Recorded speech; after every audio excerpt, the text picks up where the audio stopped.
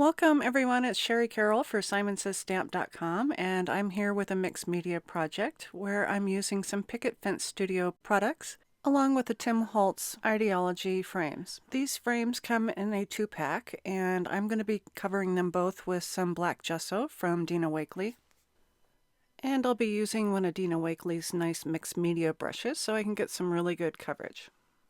For the window portion of this project, I'm using the Simon Says Stamp clear acetate sheets, and I'll be cutting this at 4¼ inches by 8½.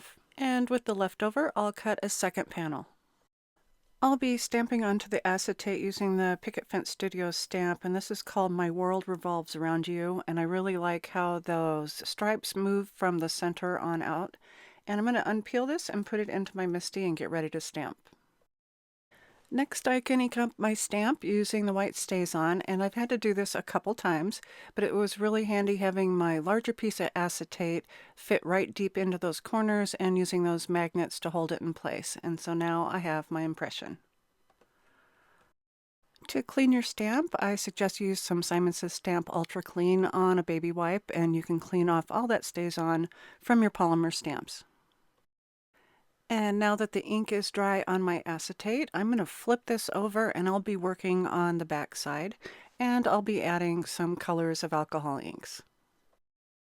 I'm going to start off in the center and I'm adding a little bit of blending solution. This will help my alcohol inks really flow. So give this a couple drops, and then I'm going to use the air blower and just blow this up into those rays of white lines.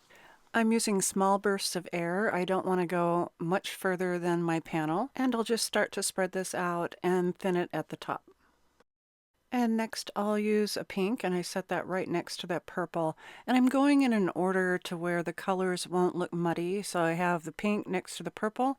To the left of that I'll do an orange, and then on to the right of the purple I'll start in with the blues and teals. And next I've added a little bit of yellow to complete my rainbow order. And then I can go back in with a paper towel and blot off some of the color. This is on the back of the acetate, so I won't be disrupting my stamped image, and I can clean that up a little bit.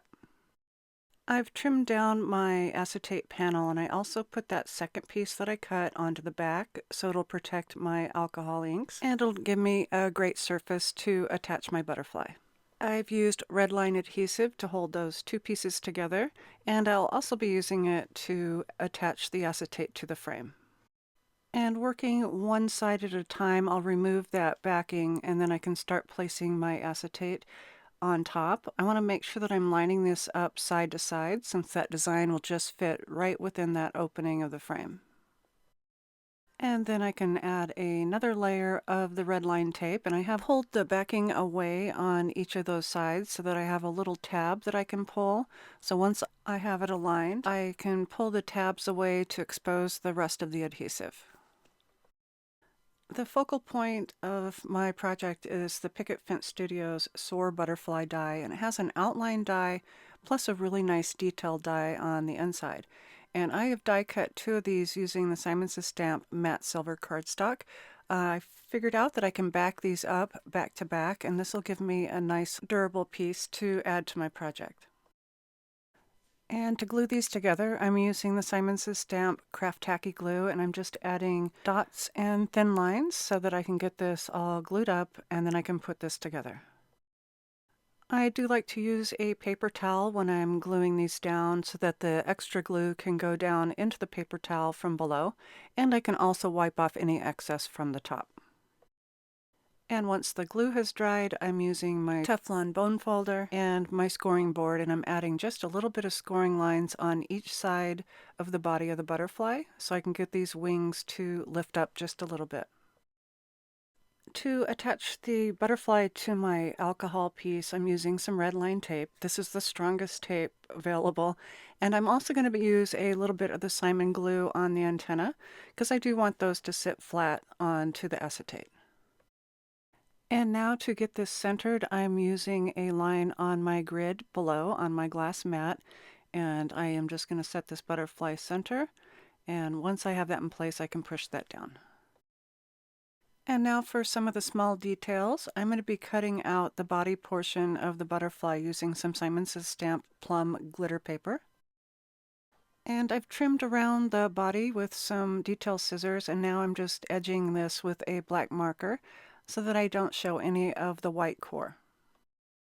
And to glue this down in place, I'm using the Simon Says Stamp Craft Tacky Glue once again. This is a really nice permanent adhesive. I can flip this over and just place it right into the center, and that purple paper will go really well with my alcohol inks behind.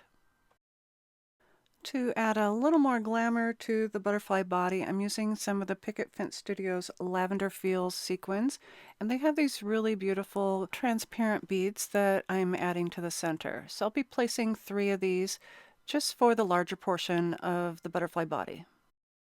And to finish this off, I'm using one of the new Tim Holtz large word plaques with some Intrigue alcohol pearl ink, which is a really beautiful pink, and it'll bring out that pink color of the alcohol inks in the background.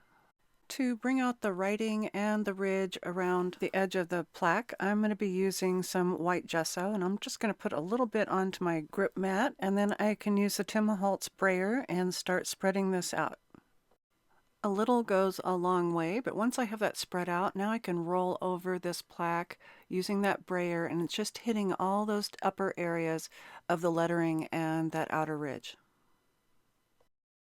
To put my plaque in place, I need to glue down a little straw piece, and this will help hold the plaque sturdy since it's sitting on a ledge and a little rounded piece. So I just found one of those little stir sticks for coffee, and I'm using some Simon Says Stamp glue on the inside of that ridge, and now I can just place my straw right down in place.